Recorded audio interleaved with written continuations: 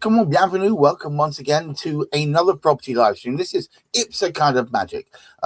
It's really focusing on the Association of Independent Personal Search Agents, of which Hamish McClay happens to be the current chairman, and Jackie Dyson is a consultant, having been a member and is it a founding member, Jackie?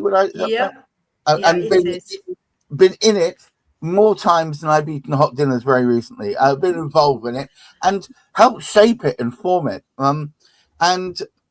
Today's topic is titled Standards, Not Barriers. And of course, to start us off, as is traditional, Hamish McClay.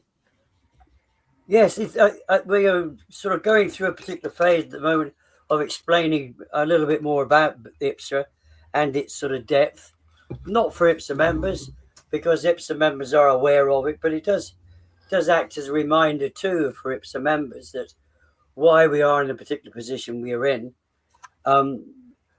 Regulation, in many respects, is not necessarily the guarantee that things are going to be appropriate. I suppose, put it in a joke way, the government that are expected to, they are regulated and they're expected to act in a particular way. They don't. They sort of choose which pieces to dive under and all the rest of it. But anyway, regulation in itself can create a scenario where you can tick the boxes and everything's absolutely sort of fine. Now, the good thing about IPSA sort of members, we have to go through, none of its barriers. First of all, what we do with the PCCB is putting in place that any reporting that we are going to be doing, any research work that we're going to be doing, is going to be of a particular standard, a particular sort of quality background that they can actually sort of investigate and check out. And they regularly regulate.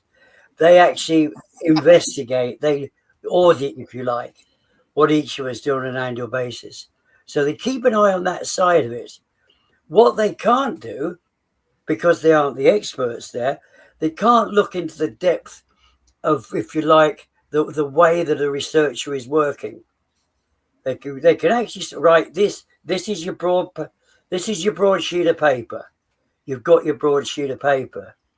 Now, what we do at IPSA is not create a barrier, as I mentioned, but we create a scenario whereby people, they've set everything up, and then we just make sure that, like the royal we make sure that the standards of that particular person that's entering IPSA is such that they're enabled to, by their own individual sort of training and background, to investigate records the appropriate way and report them the appropriate way, which is above and beyond that which the PCCB can recognise.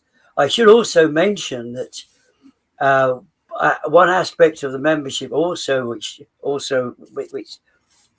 is along with what is required for the PCCB, is appropriate insurance to cover the quality of that particular work. So there has to be cover for each of the individuals who are involved with this, as well as cover for the searchers. And as Jackie will remind us, local authorities do not have insurance cover. Okay, so that in itself is a good thing. Welcome, Jackie. Welcome to the show. I had my role just before you arrived, hence why I was late. But anyway, moving on. Jackie, it's important that we hold organisations like IPSA to the mark, because otherwise, how can you rely on them? You want to be seen as the kite mark, as it were, for searches. Am I right? Yeah, that's definitely, as Hamish said, we have to adhere to very high standards. The inspection every year to make sure everything's done correctly and everything is answered correctly and in the correct legal context, because as we know, legal things can be misinterpreted or interpreted as to how you want to think they are. We have professional indemnity insurance, and then we have the residential insurance, which is extra on top, which we have to pay for individually. And that's to make sure that the information from the council, that we are insured against their misinformation or etc. So we have two lots of insurance, and as I say, we are inspected to make sure that we reach those standards, and the information we are providing is of the information that is required. So yes, we are held accountable. As said at the end of last week, the councils are not inspected, they aren't checked, they aren't regulated. The land charges department, I mean, yes, usually the land charges officers are very good at the job, but nobody goes in to inspect to make sure that what they are supposed to register is registered within a certain amount of time. Right. That's what the standards were brought in many years ago, even before I started, to say that things should be registered on the land charges register within a certain time. I can remember one instance at Cert Council in West Yorkshire. Somebody went in temporarily to take charge because the land charges officer had retired, and she asked what these piles of papers were on the windowsill, and it turned out there was hundreds upon hundreds of Section 106 legal agreements that hadn't been registered. Oh my lord. Yes, they are supposed to be registered within so many, I think it's 28 days. The thing is, though, what should have happened is when they were doing searches for these where all these 106s applied, planning should have noted to them, yes, there's a 106 agreement in place. Therefore, the land charges workers should have gone in and found those 106s and registered them. That's what should have happened, but it didn't. My goodness. So that's what I mean. They just let it pile up over time. There were several piles because the person now lives in America, so I can say her name. Her name was Paulette, and she asked what they were, and when she found out, she went spare, and then she made sure that they were all registered. So it just shows you that the accountability. Fortunately, if your personal searcher is good at their job, they would have realised, they would have checked at planning that if there was a 106 and would have revealed it, not in the land charges section because it wasn't registered, but in the planning section or extra information section to say there is a Section 106 agreement on this property between dated and what it was for. So then the conveyancer solicitor is aware that that 106 is current. So yes, it was quite frightening. It was quite frightening to realise that the council, but again, it's not their fault. They're not given the staff. They weren't given the staff to actually cope with them. This is what we said to the land registry. Do you realise how many millions of entries you are going to have to put on that register? And if you haven't got the staff who can keep up with those registrations, and of course now the land charges sections aren't getting the revenue that they used to get. No. To do the land charges register. So, you know, I feel sorry for them really in a way that they're not getting that revenue to keep up with those registrations to employ the staff to do it. Well, it's not really fair, is it, in a way? Because what we're doing is we're all championing the fact that there are regulations in place so that organizations like IPSA got standards to work to, so we all know that if you have a searcher that is a member of IPSA, they are adhering to a certain levels of standards. But then you're expecting the land charges to register each one of them without the funds or the people to do it. It's a rod to beat itself, really. Yeah, it is, and it's the. As I say, when I started a long time ago in land charges at Calderdale, right, it was always the poor man of the section, if you know what I mean. Their funds weren't generated back into the office. They were used to pay for extra things in legal department, such as an extra solicitor. The investment was never put in until, well, it still hasn't been put in. And the thing is, it is a legal requirement, is the land charges, and it is a very, very important department. And I feel sorry for them that they are sort of pushed to the back, yet they are a legal requirement. when there's elections on, usually the land charges is grouped in with the elections department. When there's an election on, the land charges staff are usually taken away from their job, and land charges will be shut until the election's over and all the, so at the moment, elections department are preparing for elections, the local elections, and the land charges staff are usually expected to help them and work on the election. So they shut it down. But it is like elections, it's a statutory requirement. It's not a whim. It's not a whimsical thing that someone's come up with. It is a legal statutory requirement. And as I say, they are used as the poor man of the council, as far as I'm concerned. So in 2026, Jackie, we'd be ahead of this curve, but it seems we're as far behind as ever. And in many ways, we're worse off because there's less funds and less people to keep up with the rate of the work. It's not, Hamish, it's not as if the work is getting less, is it? Oh, absolutely not. In fact, in some cases, even more, because there's more detail being put in there. Right. Because this reflects one of the challenges that we do have, and we're going to be having for sort of some years, because the work that land charges were doing, for which they received money, was being to make that available for within the local authority searches. It isn't in itself part of this. It is part of the, if you like, what we call the Con 29R, which is the regular sort of report that is required. The first part of that full report is the land charges section, and Right. then added to that is, if you like, the Con 29R, which is all the other detail. Now that's being passed over to land registry, as we've spoken about. The trouble is, land registry themselves are not familiar with what land charges are about. They're learning because they've been working on it for some years now. However, they can't control what goes on in the council. The council dictates what is contained within those. And all the land registry can do is offer guidance. And we now know that there is inconsistency throughout the 300 odd councils that we do have. And of course, the other complication, we've spoken about this, we're getting unitary authorities. So we're losing even more qualified land registry officers. And of course, they're not getting any more funds because of the loss of it, but they still have to maintain all of those records, and land registry get paid for them. So this sounds to me like even more of a challenge. There's going to be an ever increasing number of unitary authorities. We're going to be collapsing in multiple offices into one, and potentially with people who don't really know exactly how to do it. And Yes. And on the other side, we've got an ever increasing number of searches. Yes. Well, doesn't that sound like it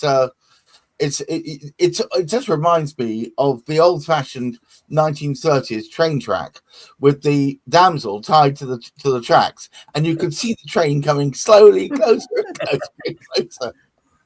Yeah. But I like that. It also takes me back to one other thing you mentioned, Gareth, which is a rarity. I mean, but basically, we're old enough to remember the kite mark, because products were manufactured. If they were manufactured a certain standard, they received that kite mark. It's a certification of authority. It's like whenever you saw that, you relaxed a little bit because you knew that what you were dealing with is something of value and was unregulated. And that's what, in many ways, to my mind, IPSA is. You know that if you get an IPSA member doing your search, they won't just take the basic information and throw it all back at you. They'll go through it to make sure you're getting the right information. The thing is, you see, we've got two stamps. We've got the PCCB stamp of approval to say that we're regulated within the search code. And then, of course, we've got that additional IPSA stamp to actually compound it. And one of the aspects is, as well, it does reflect what Jackie was saying, because whilst we are regulated by the PCCB, they would not themselves, maybe they're learning a little bit, they themselves would not necessarily understand that the majority of developments would contain a section 106s, and some of them very, very complicated. So that would not come up within the discussion with the PCCB. It's only go through what we're speaking about, the entrance to the IPSA. We need to go through a gateway. Now, At the moment, it looks a bit easy because we've only got Jackie here. The other side of the gate, the other pillar that we have is, and she's not with us today, is Heather. She couldn't make it. She's got several appointments. She's a busy bee. But they work as a team on those that are actually coming through. We've got a couple of new ones coming through at the moment, which is great from our particular perspective. We do actually sort of enjoy it. So, but it also reflects one other thing, because we are not just regulated, many of us, to carry out local authority searches. We can also be regulated to carry out drainage and water searches. Right. And this is something, again, if this was being carried out by those that weren't fully aware of how to compile searches, or what we've got is a situation here. We've got a property, and somehow or other, there appears to be no drainage facility. The water company, Thames Water, are saying, no, there is nothing there. Yet the owners of the property say, well, we're paying somebody for the waste disposal. What's the problem? And they've got the solicitor saying, well, can't you just change it to say there is drainage because somebody's paying for it?